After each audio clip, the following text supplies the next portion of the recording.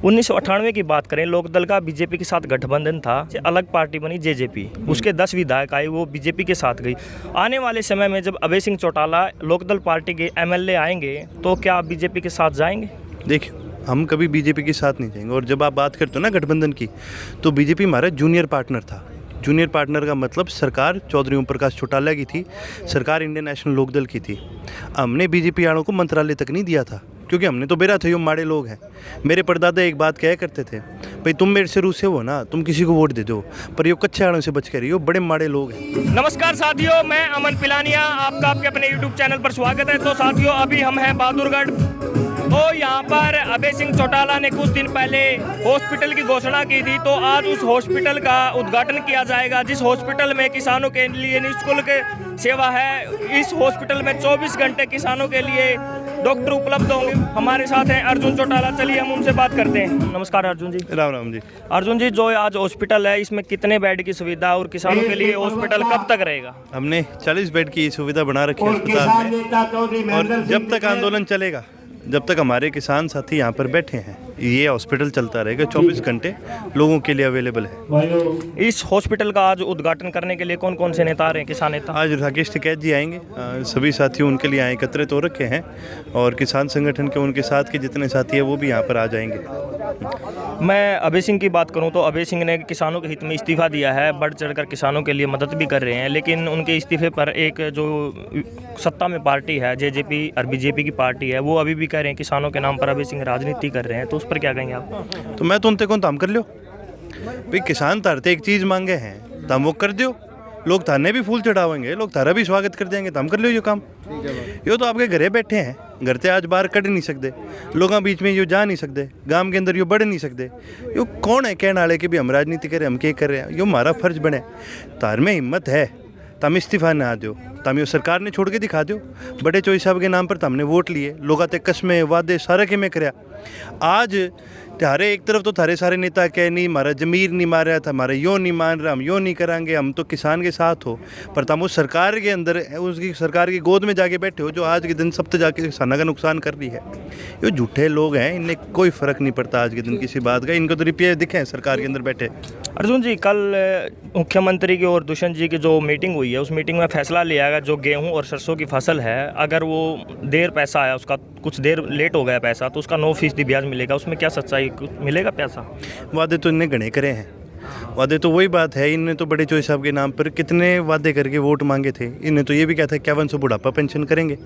इनने तो पहले दिन तो ये कहा था भी 24 घंटे में फसल चक्केंगे, फिर क्या 48 घंटे में फसल चक्केंगे, फिर क्या अगर फसल नहीं चक्की तो हम वो फाइन लगाएंगे। 4 दिन बाद जो कह देगा यार फाइन नहीं लगाएंगे, हम तो फसल वैसे ही लेट चक्केंगे। ये तो बार बार अपनी बात, आज जो बात की है कल वो बदल दी, कल जो बात की परसों वो बदल दी। इस बात पर कुकर भरोसा कर ले हम? किसान 4 महीने से एमएसपी के लिए दिल्ली के बॉर्डर पर बैठे हैं, और दुष्यंत चौटाला कहते हैं मैं सभी फसलें एमएसपी पर खरीदूंगा, अगर एमएसपी नहीं मिली तो मैं इस्तीफा दे दूंगा। ये बात हर बयान में कहते हैं। इस्तीफा हम क्या करांगे? इसके वो इस्तीफे देने की जो बात कर रहे हैं, इन्होंने ही तो इस सरकार को भी आगे बढ़ाने का काम करा है, इन्होंने इस सरकार को साथ देने का काम करा है। और सारी बात छोड़ो, अगर इतनी गारंटी है एमएसपी की, सेशन चल रहा था हाउस में कानून बना दो। तारा के लागे है भाई, तुम सरकार के अंदर बैठे हो, तुम कानून बना सकते हो। ये बड़े चौधरी साहब जननायक चौधरी देवीलाल जी के नाम पर राजनीति करते हैं, ठीक है? तो बड़े चौधरी साहब एक बात कहा करते थे कि भी जो कानून नहीं है वो कानून मैं बनाऊंगा और नाम उसके नीचे लिख दूंगा देवीलाल, वो कानून बन जाएगा। तो बना दो कानून फिर। आज हरियाणा में अर्जुन जी हम बात करें, बीजेपी और जेजेपी के नेता का बहुत ज़्यादा विरोध हो रहा है, हर गांव में घुसने नहीं दिया जा रहा उनको। लेकिन जो जेजेपी के नेता लेकिन अभी भी कह रहे हैं कांग्रेस या विपक्षी दल उन्हें किसानों को गुमराह कर रहे हैं, वो किसान कम कांग्रेसी ज़्यादा है। नहीं, आप एक चीज़ पूछ लो, यहाँ जितने बैठे हैं पूछ लो भी कितने कांग्रेसी हैं, कितने बीजेपी वाले, कितने एनएल वाले। आज के दिन यहाँ बैठे सारे किसान हैं। और जो ये नेता कह रहे हैं कि गुमराह कर रहे हैं किसी किसान के, पागल बैठे, किसी के कहने पे गुमराह हो जाएगा। सबके देख लो, सबके हाथ में फ़ोन है, सबके हाथ में फ़ोन में इंटरनेट चल रहा है। सबको आज के दिन ये पता है भाई ये कानून माड़े क्यों हैं, ये कानून ख़राब क्यों है। तो भाई ये कौन होता है बताने वाले भी हम गुमराह हमें करा जा रहा है, हम पागल बैठे हैं? ये आंदोलन किसी नेता ने नहीं चलाया, ये आंदोलन किसी पार्टी ने नहीं चलाया, ये आंदोलन संयुक्त किसान मोर्चा ने चलाया। संयुक्त किसान मोर्चा, आप समझ रहे हो कि भाई जितने भी किसान संगठन हैं देश के, उन सब ने मिल करके ये फैसला करा है। कोई संगठन किसी पार्टी से नहीं जुड़ा हुआ, ये जन आंदोलन है। और इनके इस बात का ये डर बैठा हुआ है कि भी अगर ये जन आंदोलन बढ़ता गया तो आज तो लोग तो हमने गांव में नहीं बढ़ने दे रहे, कल तो हम अपने घर के बाहर भी नहीं जा सकोगे। अर्जुन जी, मेरा आपसे आखिरी सवाल है, हम अविश्वास प्रस्ताव पर बात करें। अविश्वास प्रस्ताव से पहले जेजेपी के कुछ विधायक किसानों के हिमायती बनते थे। हम टुहाने से विधायक करें, देवेंद्र बबली की बात करें, या और भी विधायक जो कहते थे हम किसानों के साथ हैं। बरवाड़े से विधायक जोगीराम सियाग, वो भी कहते थे हम किसानों के साथ हैं। जब विपक्ष पार्टी अविश्वास प्रस्ताव लाई विधानसभा में, तब उनके विधायकों का चेहरा नकाब हट गया, कौन किसानों के साथ है, कौन सरकार के साथ है। और देवेंद्र बबली तो अभी भी दोनों हाथों की बात कर रहे हैं, अभी मैं किसानों के साथ जाना चाहता हूं, लेकिन मेरी मजबूरी है दुष्यंत चौटाला के साथ जाना। क्या मजबूरी है?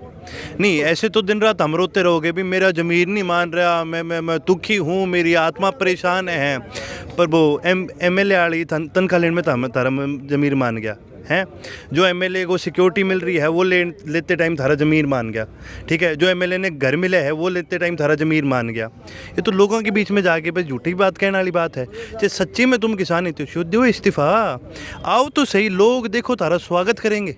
ये बात देवेंद्र बबली ने भी मानी है कि दुष्यंत चौटाला अपने उचाणे में प्रोग्राम करके दिखाए। अगर प्रोग्राम हमें गांव में घुसना पड़ेगा तो लोग के वस्त्र है जो हमें मंगवाने पड़ेंगे, लोग के इंटरव्यू मंगवाने पड़ेंगे। वो बात उन्होंने खुद भी कबूल की है। कबूल तो कर ली, लेकिन करे तो कुछ नहीं। कहने वाले होवे घने, करने वाले होवे बहुत कम। जो कह रहा है उसकी बात ना सुनो, जो कर रहा है उसको देखो। अभय सिंह की बात करें, जब अभय सिंह कह रहे थे मैं इस्तीफा दूंगा, उसमें कुछ समय बीच में रुकावट आई कि इस्तीफा नहीं दे पाए, तो उस पर जेजेपी के नेता कह रहे थे कि अभय सिंह इस्तीफा नहीं देंगे, केवल बात कर रहे हैं। लेकिन जब अभय सिंह ने इस्तीफा दे दिया पक्ष में, किसानों के पक्ष में, तब कह रहे हैं कि ये राजनीति कर रहे हैं। तो मैं तो आज भी कह रहा हूँ, विपक्ष के तो आप न्यू लगा लो, इनकी तो ये बात चुभ है। क्यों विपक्ष के लोग, जो बाकी लोग हैं भाई, वो गांव में जाएं तो इनको लोग बढ़न नहीं दे रहे। भाई आज भी मैं आपको एक चीज़ बताता हूँ, अभय सिंह जी जब किसानों के बीच में गए तो भी किसानों ने उनको बोला कि भाई हमें यहाँ पर नेता नहीं, हमें यहाँ पर एमएलए नहीं चाहिए, हमें विधायक नहीं चाहिए, हमें किसान चाहिए, आप इस्तीफा दे के हमारे बीच आओ। तो अभय सिंह जी ने उनको वादा करा था कि भाई 26 तारीख को अगर ये कानून वापस नहीं होते, मैं मेरा इस्तीफा दे के आपके बीच बैठने का काम करूँ। 27 तारीख को उन्होंने अपना इस्तीफा दिया और किसानों के बीच में बैठने का काम करा। 27 तारीख को आंदोलन कमज़ोर पड़ गया था। अगर वो चाहते, अगर उनको राजनीति करनी होती तो जब आंदोलन कमज़ोर पड़ गया तो उस समय ना देते इस्तीफा, लेकिन उन्हें इस बात से कभी फ़र्क नहीं पड़ा। उन्होंने जो जुबान दी उन्होंने वो बात पूरी करने का काम किया। अर्जुन जी, 1998 की बात करें, लोकदल का बीजेपी के साथ गठबंधन था, अलग पार्टी बनी जेजेपी, उसके 10 विधायक आए, वो बीजेपी के साथ गई। आने वाले समय में जब अभय सिंह चौटाला लोकदल पार्टी के एमएलए आएंगे तो क्या आप बीजेपी के साथ जाएंगे?